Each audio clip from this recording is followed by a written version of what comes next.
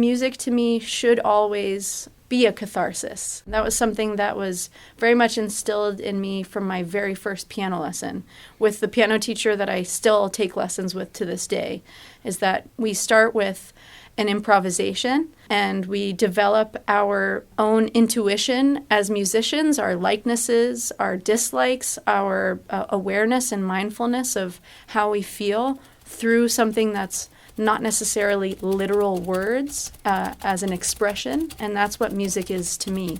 From NCPR, welcome to Northwards. People, ideas, and conversations from and about Northern New York, Vermont, and beyond. I'm Mitch Teich. Support for the Northwards podcast comes from the J.C. Steiniger and M.E. McDonald Charitable Fund at Adirondack Community Foundation in support of the Adirondack Community Foundation, building stronger Adirondack communities. And I'm a little unbalanced, so. I can tell. You're feeling zippy. Is that your second Pepsi today? No, it's not. Just your first? No, but it's my first Pepsi, but It comes on the heels of an iced coffee. That's why you're feeling especially ludicrous at Ethan this Shanty is in the studio with us. He's a producer on this show, and sometimes he joins us when he's not selfishly on vacation. When was I on vacation? I don't know, several months ago or a few weeks ago. Yeah, like a month ago. I missed two shows. I'm just trying to spell out that sometimes you're here and sometimes you're not, and most of the time you're here, but sometimes you're on vacation. Most of the time, sometimes you're on vacation. Name one. That time I was on vacation. Yeah, there's a lot of days where you are off. How about that? I would like to say that I am off most days. But you were talking about melatonin. I was just curious if you ever used it because you're feeling especially peppy right now, and I wondered if maybe at the end of the day you'll feel too hyped and you take melatonin to go to sleep. Let me tell you something about being 57 years old, Ethan. Tell me.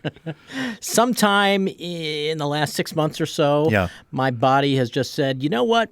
In the evenings, you're going to fall asleep, and in the mornings, you're going to wake up. Do you have to set an alarm still, or you wake up kind of around the same time every day? Around the same time every day. Well, and I have a built-in alarm in my room because if I sleep too long, one of the dogs that is sharing the bed will come and smack me on the head. So you don't need melatonin. I don't need melatonin, and I'm sure there's a genetic component to this because my mom, for as long as I can remember, and I can't remember all that long because, again, I'm old. 57. You got a lot of facts up there that are edging the other ones out. Exactly. But my mom has, for years, been able to drink caffeine on into the evening and sleep. I mean, keeping in mind, of course, that last I saw, she still was sleeping with ESPN on in the bedroom. And I don't know how long she sleeps, but because she's in Maryland and I'm here. I used to be the same. I could drink caffeine all day. I was a crazy soda addict. Yeah, so I think there must be a window in one's life between, I don't know, late 20s and probably 40s or early 50s that the caffeine really does have an impact. Because, for years I had to cut myself off by like 2 in the afternoon or I'd be up all night. And yet here we are. We're recording this. It's 3 o'clock and 32 seconds. Now 35 seconds. Yeah. And I'm drinking this 94-ounce Pepsi. That's 16.9 ounces. My bad. My math is not great. 94 ounces of Pepsi would probably kill you.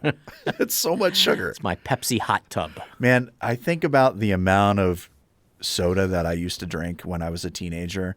I would usually drink a soda during school, like with lunch or whatever. And if it wasn't a soda, it was like Fruitopia, which has I forgot about Fruitopia. Yeah, it definitely has as much sugar. And then when I got a license, I would leave school. I would stop by. A license to drink Fruitopia? Exactly. Yeah. I had to go through a rigorous vetting process to get my license for that. I would stop by Al Smith's in Norfolk, which is no longer open, unfortunately. It's the Al Smith Superette. Superette, exactly. And I would buy usually 2 Surge sodas, which is Coca-Cola's equivalent to Mountain Dew. And then I thought it was made by an Italian guy. Nope. Serge. It's Serge. Thank you. And then when energy drinks became a thing, I would buy those instead. I was, you'll be happy to know, drinking Moxie energy drinks. But I could never get into Moxie soda. But it's crazy to me how much soda I used to drink. And when I was a kid, when I was a teenager especially, I was a very nervous kid. I'm sure that didn't help. But I had all these stomach problems. And I went to multiple doctors, at least one specialist. I don't know. I wouldn't go so far as to say that I was a sick kid, but I saw a lot of doctors, I guess, for various reasons. Anyway, no one ever asked me about my diet. Not one. I had like an upset stomach. You would think that would be the first thing they would ask, right? Yeah. But no, it was just like, drink this liquid and we'll do a scan of you to see what it looks like inside your gut. And I think if I had just told them, hey, I'm drinking 2 20-ounce surges a day, they might have said, maybe stop that. Lay off the Italian soda. Exactly. I don't take melatonin. Every once in a while, I've tried it like 2 or 3 times because Erin takes it if she's having an especially difficult time falling asleep. For me, it does kind of knock me out, but in this stilted way. I will fall very quickly into this really deep sleep that my body kicks me out of. You know what I mean? If that makes any sense at all, I don't know. But that'll happen like 2 or 3 times, and then I'll finally fall asleep, and I will wake up so groggy. So it's not for me. And years ago, I feel like it was not long after we moved to Milwaukee, which would have been 2006. I was dealing with some really major insomnia issues, and for a brief period, I took one of the prescription sleeping medicines. Really? It was Lunesta at the time. Yeah, I remember the ads for that. And they work until they don't. I mean, I think your body builds up a develops tolerance or whatever. And Same thing with melatonin. You're not supposed to take it every night. And, and eventually I developed some strategies. I actually saw a sleep therapist for some years, and it worked really well. However, I will say the experience of taking Lunesta was really interesting because it did exactly what the ads told you they would. Knock you out. It would cut your brain off. It's hard to describe. Like, cut your you brain would off. you would start to have thoughts, but the thoughts wouldn't complete themselves.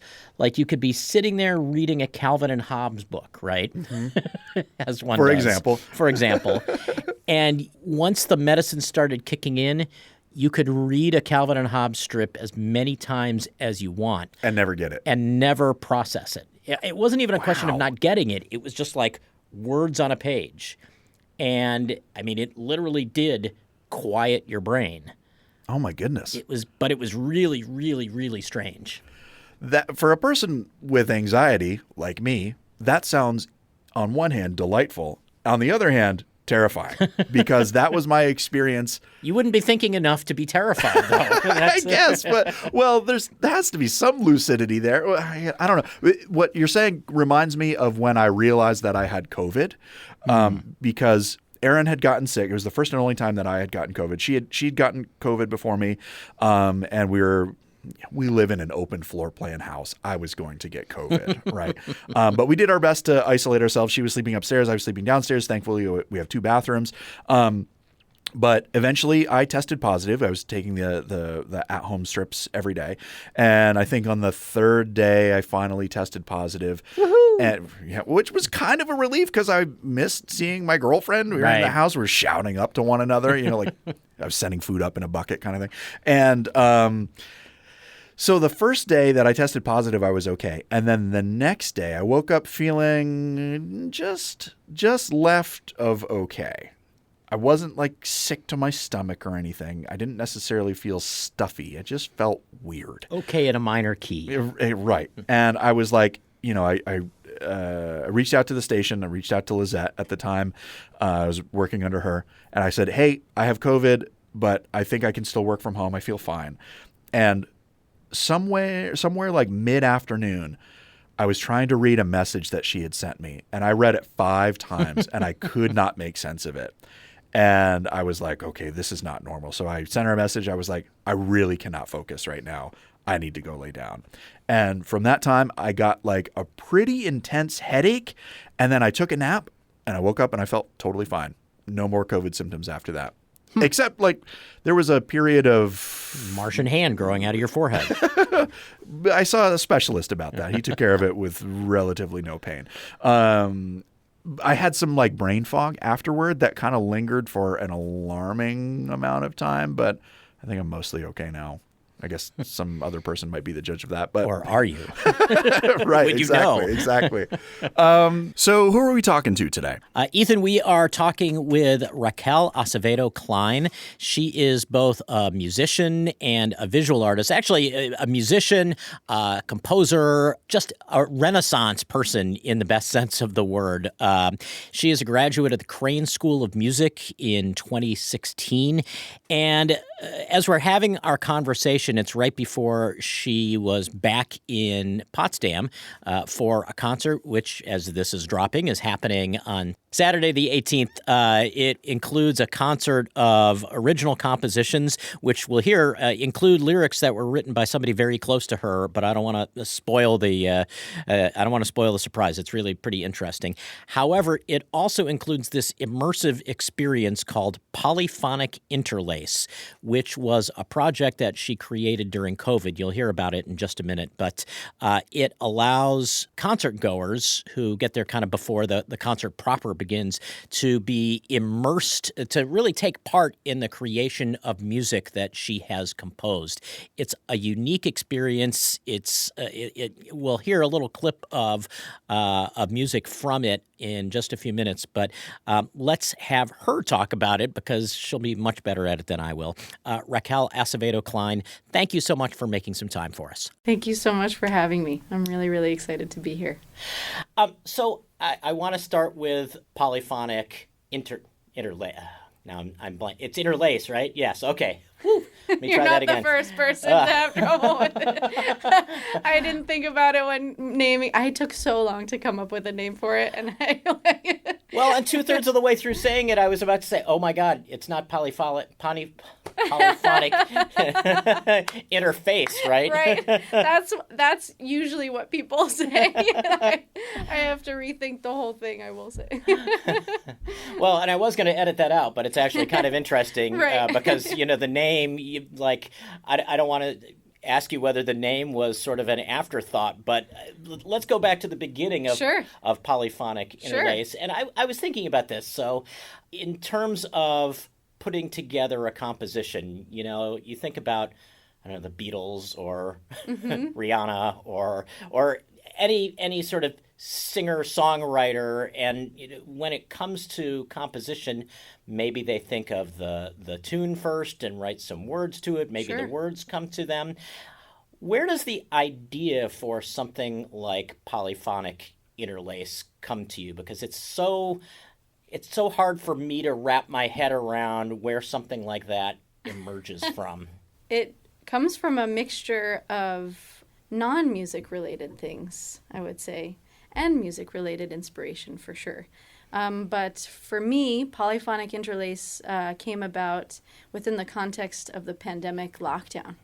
And in a humanitarian crisis and a health crisis that was unprecedented as the COVID-19 pandemic, I saw this particular need, both within myself and I think collectively as human beings, to connect with one another because we felt so isolated.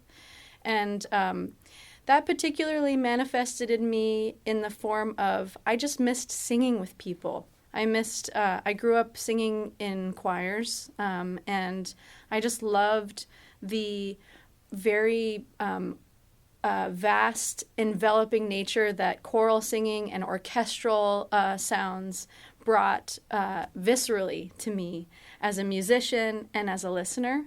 And so in the absence of having that sense of connection, I decided to create a piece that would emulate that using my own voice as a choir of hundreds.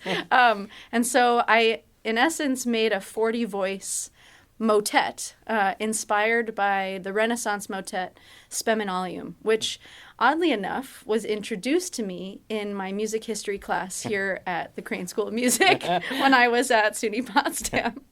And I became so just captivated by this overwhelming just breadth of harmony and texture that I just noticed how much my ears opened up, and I was listening to both the details and the overall like wonderful communal structure of this piece.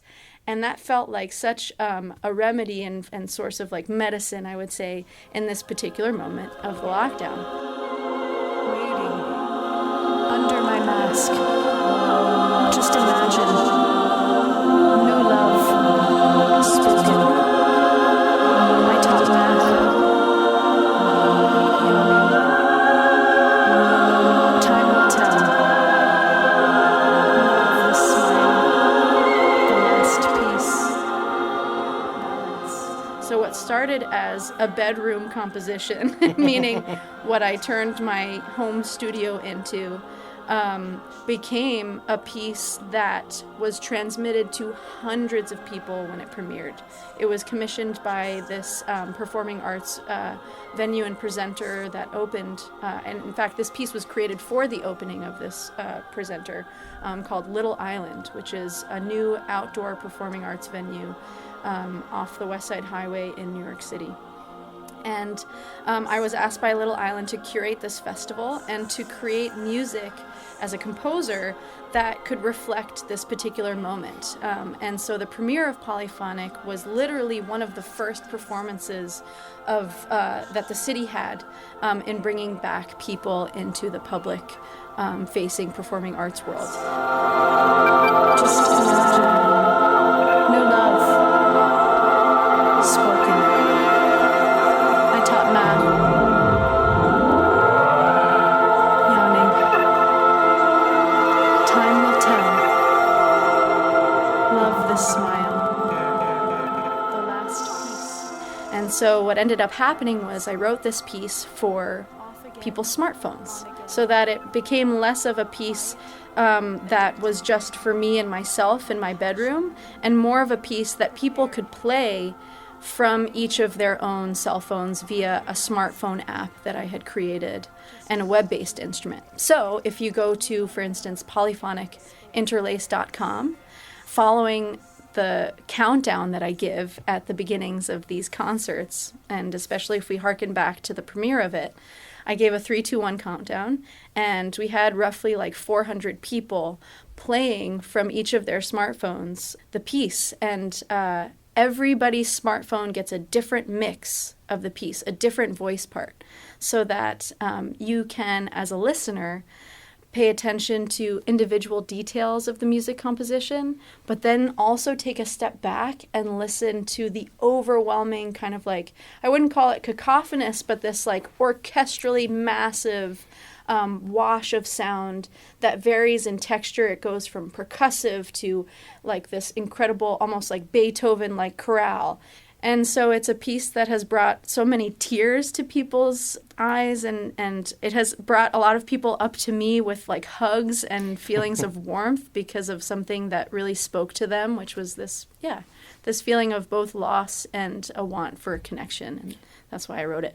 Did it come with some level of catharsis as well? Absolutely. I would put that at the front of the piece. I think for me too, as a composer, and Polyphonic really represents this. Music to me should always, or as much as it can be a catharsis. And that was something that was very much instilled in me from my very first piano lesson with the piano teacher that I still take lessons with to this day, is that we start with an improvisation and we develop our own intuition as musicians, our likenesses, our dislikes, our awareness and mindfulness of how we feel through something that's not necessarily literal words as an expression. And that's what music is to me.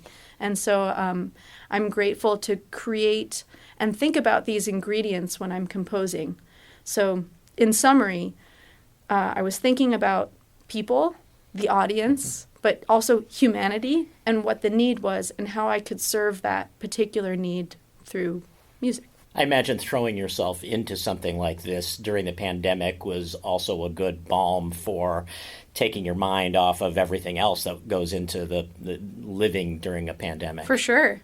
In fact, I actually found the pandemic lockdown to me to be one of the most connective times, in part because I find in myself wanting to draw on my own experiences as a way of reaching out to people and trying to help in the best way that I can. And so this piece also evolved out of a festival that I had created and curated in which we raised around $50,000 for musicians who were out of work and distributed them through these essentially these grants. It was a particular fund that I had collaborated with various music organizations to administer them to musicians in need, and created an interactive festival in which we were able to bring people together on Zoom. We had like 4,600 people zooming in and performing regardless of musical level or background in these kind of democratized music situations where we had, we even had somebody zoom in from the Antarctic. We had people from Turkey. The Zoom chat was just overwhelmed with people saying hello in different languages, people just crying at the idea of just like being able to connect with somebody that they might not have ever connected with. So I look to musical happenings and curation as a conduit or a form of providing connection in ways that people might not be used to.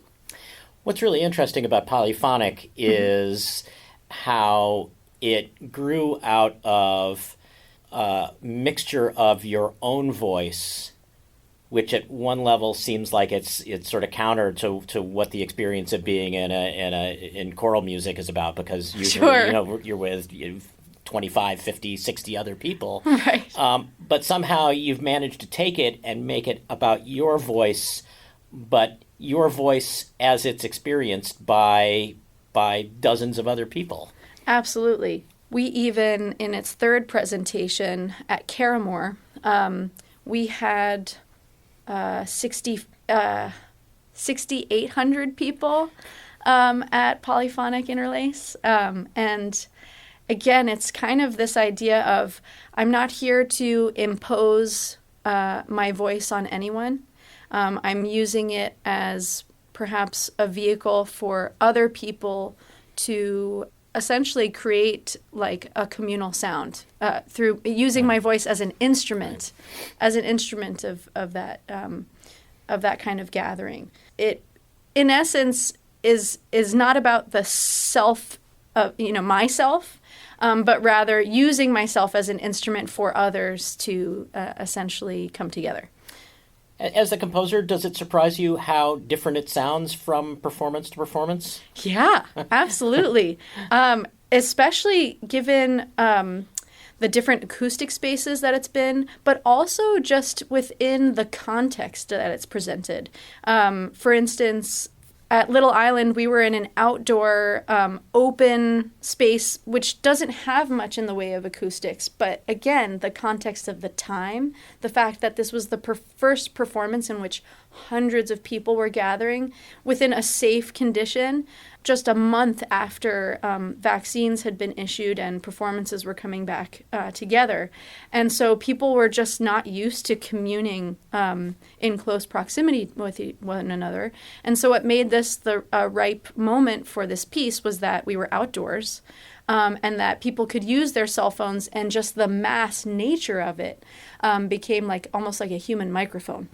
And so that was one particular presentation of the piece. Then I'll give you another example of a completely different performance in which the American Composers Orchestra asked me to present this piece using the orchestra.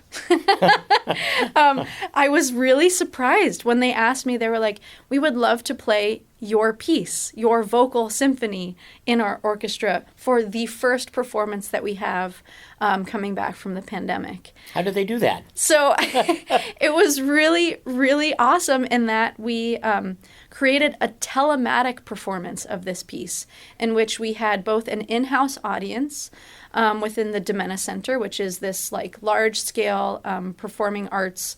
It's an orchestral sound studio and soundstage. But then we also had an audience tuning in from another venue within New York City. And then we also had an online audience that could tune in from various parts of the world. And because this piece is this unique balance of aleatoric, meaning it doesn't have to live within a strict musical grid or a strict rhythmic time, but then also goes into rhythmic grooves that can overlap no matter what kind of latency or whether somebody presses play earlier or I wondered later, about that. Right? I accounted for that musically. That's another ingredient behind, what I was thinking about as a composer.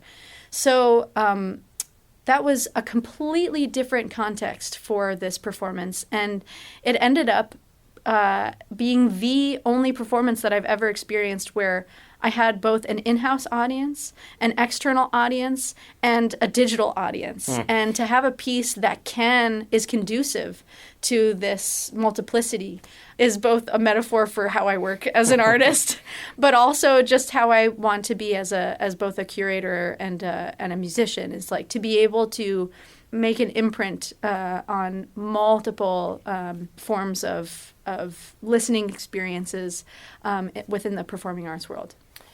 It's so funny because as I was getting ready for this interview, I was kind of going through things yesterday, and completely at random, not related to prepping for the interview at all, somebody turned me on to the concept, and I don't know if you're familiar with this, of train jazz. There's a musician in New York who has developed a website where he has assigned each of the different subway lines a different instruments, and based on geolocating where you are, he mixes the sounds of the A train is percussion, and the double A train is trumpet, and maybe another train is trumpet with a mute in it or whatever. Sure. And so depending on where you are, the jazz sounds different. And just thinking about that in the context of what you're doing sort of led me to kind of understand the unusual nature of how you compose this. I love that. It actually reminds me a lot of what I do kind of behind the scenes, in that I run a studio in Brooklyn called Cute Lab. And it's a laboratory for building instruments, meaning like cultivating sounds from unexpected sources.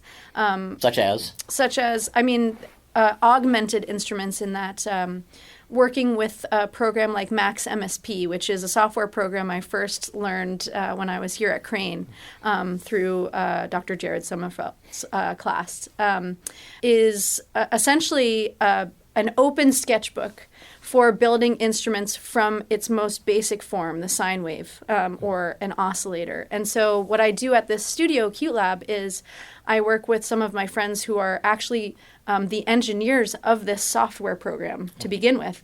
And we cultivate sounds from so many different sources. It could be we want to embed a sound in a video game so that you can use your PlayStation controller to create a pianistic sound.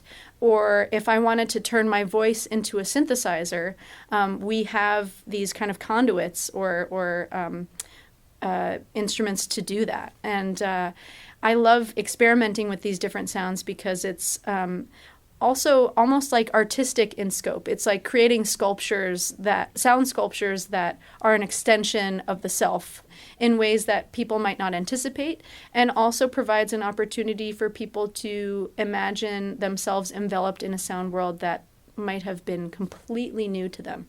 And that speaks to kind of my ear and orientation as a conductor, as a vocalist, as an instrumentalist, because I'm thinking about not just what I am doing as a musician, but how what I am putting out sonically is mixing within the acoustic space of the room at any time. And that translates into the temperature of the room, like literally the temperature of the room, but also how people are feeling.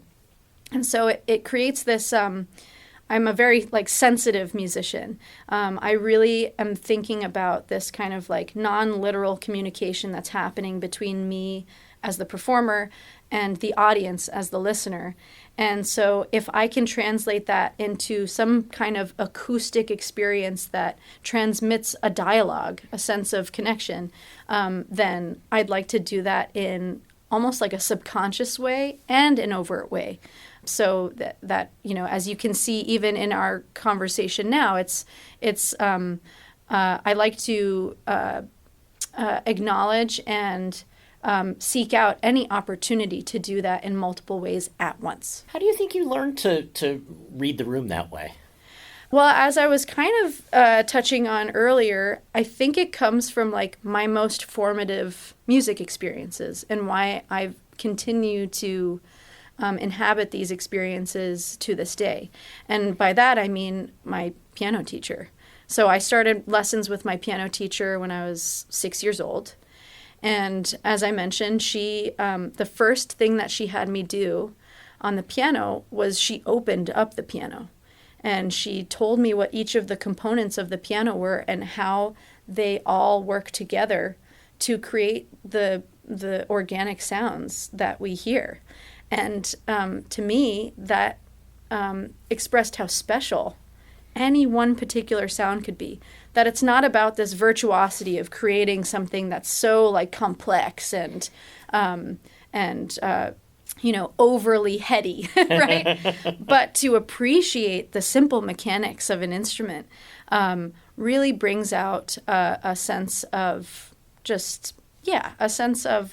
genuine appreciation of people, of our ability to sense and our ability to express and return that favor. So all of that is to say is that we would start each lesson from that age and onward to this day. We start each lesson with an improvisation where she'll give me what is called a Greek mode, in which she'll give me a set of notes that and particular parameters for me to improvise on. And it was in those improvisations that I started to hear where I wanted to take things melodically, how certain intervals ended up in these warm harmonies that my teacher and I were on the same page on, even if we weren't communicating literally. She would say things like, it was really interesting when you went up to that F sharp, because I really thought you were going to go to that C sharp, but it kind of threw me by surprise in this really beautiful way. And then you brought us back to that E, and I was like, that's what my plan was. So it's this kind of sensitivity to the mechanics of sound, but also the harmonic just kind of polarity of where sound can take us in a way that really dives into our subconscious, but creates a way of a healthy dialogue within people. So. Do you think was it just luck that you got the right piano teacher? Was it something that one of your parents knew about that teacher? Or? She was, the neighborhood piano teacher. And she, I would also say another part of this is that she is equally a classical pianist and a jazz pianist. So she instilled in me a strong need for learning multiple forms of music, which is why I studied both classical and jazz piano growing up. And that's 100% a part of why something like polyphonic comes about, is because I need different forms of music and music making to inform one of the other. And I find myself, I do not seek opportunities to feel, pigeonholed into any one particular form of music, because I find that having multiple backgrounds, having multiple forms of music that I can play in is like being multilingual. And each language informs a way of processing sound, a way of processing communication, a way of being introspective, a way of expressing myself that only enlivens and enhances or augments that particular process. Are you multilingual? I speak Spanish. I come from counts. I come from a Puerto Rican and Colombian family. My mom's first language is Spanish. My first language is English, but obviously I communicate with my family in Spanish and across both Colombia, Puerto Rico, and anywhere that my family lives. So there is that element of it too, and I think that's something. Are you also Jewish in your background? Yes. Yeah. Basically, I'm a mutt. And as you can see, there's a correlation between what I do artistically and just what my DNA is. So that it's kind of how I make sense of the world. It's like none of these things kind of live in their silos. And especially in a world in which a lot of things get siloed, that just never intrinsically made sense to me. And so I find that all of these mixed backgrounds in my life really augment and enliven one of the other. Do the musical traditions of those three different but related cultures play into how you approach music, do you think? Totally. I mean, a lot of the things that I was learning in like Hebrew school, for example, I'm not, very active religiously, but when I was in Hebrew school, I was in the junior choir, you could say, in which I was learning a lot of the like earliest melodic, phrases within certain elements of early Jewish text. And they're really beautiful. There's just like a lot of modal harmonies that actually translate to a lot of the music within like Puerto Rican and Colombian folkloric elements too. A lot of this kind of similar modal harmonies that come to play. And then on top of that, and this is something that came up while I was here as a student at Klein, I became really active in learning Arabic music and the Arabic modes. I was a Presidential Scholars student here at Potsdam, and my project, which is what you have to do in order to fulfill the honors degree, is to study and present a confluence of forms, in my case, of music that have not really been represented often. And so I thought, within the Western canon, especially within a conservatory setting, I find that like Arabic music or modal music is often just not reflected in the repertoire that we look at. And so I was really grateful that Klein gave me this opportunity to learn what is a microtonal music that expands our palette for what we within Western culture would deem like out of tune, or something that just doesn't necessarily gel, but it's really just a more expansive palette of harmonies and ways of drawing us in to a sense of home, departure, and a return to home. And so Arabic music for me really cemented all of the kind of mixed backgrounds that I came from musically. And I'm glad that I got to do that while I was a student here. I also come from a not especially religious Jewish background, but went to Hebrew school until, pretty much through the point that I had my bar mitzvah. Right, same.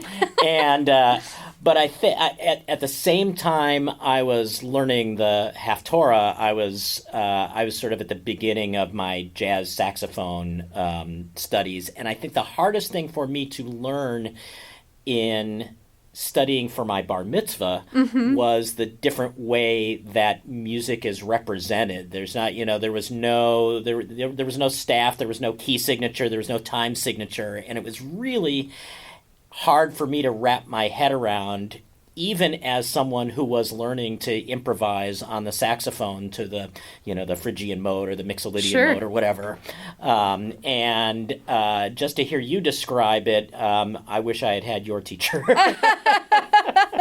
Well, it's interesting. I'm glad you bring this up, because I think one of the things that go unnoticed when getting different worlds to talk to one another, outside of artificially fusing them together, which can be really problematic, is that... In a lot of ways. Yes, in a lot of ways, is that I'll take... my piano lessons, again, as an example, is that approaching a classical music piece, the harmony that I was learning within the jazz standards that I was learning actually informed my ability to read a composition within a classical form much faster.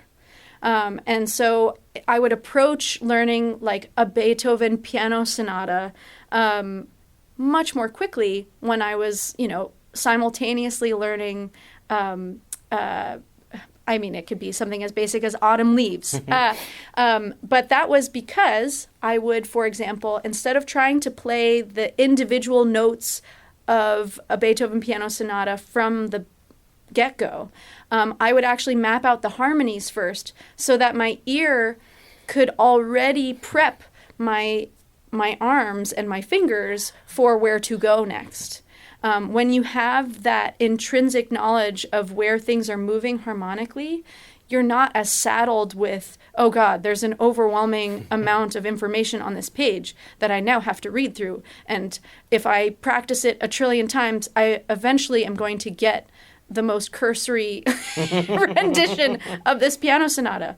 So all of that is to say is that for me, technique, especially as an instrumentalist, is not a strictly technical exercise. It's actually an auditory, oral exercise that translates into your physical motion and ability to churn out music. And so that meant being able to play the first beats of every measure within that piano sonata and hearing the one going to the four chord and knowing that, okay, if I am playing within this harmony, then I know that I'm moving in the right direction. And so all of those, 16th notes and trills and turns become kind of just like an extension of the piece rather than like oh God, I got to make sure that I really, exercise this well or else I'm going to miss it, And then you can see that in the performance of like somebody who's really struggling or not struggling necessarily, who's doing a technically, Right. adequate performance, but there's no music. And so it's all about a musical practice that informs the technical strengths of our ability to play that I think learning both jazz, as you were talking about, and classical really come together in. Wow, I hope your piano teacher is proud of you. We had dinner the other day. I think we go for walks in the gardens. She's, in fact, the concert that I'll be doing on Saturday features lyrics that she wrote for a few of the songs that I have. How cool. So, yeah. So when you were at Klein, you were originally, if I have this right, planning on, or if not planning on, you were studying music education? Correct. I was a voice major, music ed major. Yeah. Do you think in some, I was going to say strange way, but it's not really a strange way, but in some way you are still educating people through your music, just not from the front of a classroom? Totally. I think, the reason why I wanted to do music education as my degree was because I think, as you'll see, a recurring theme even within this conversation is that music for me is a mode of communication and getting people on the same page. And as a music ed major, the focus was on how to break down concepts of music in a way that was transmittable, and not to take away from the music, but to actually be constructive and open up pathways for connection. It all comes back, right?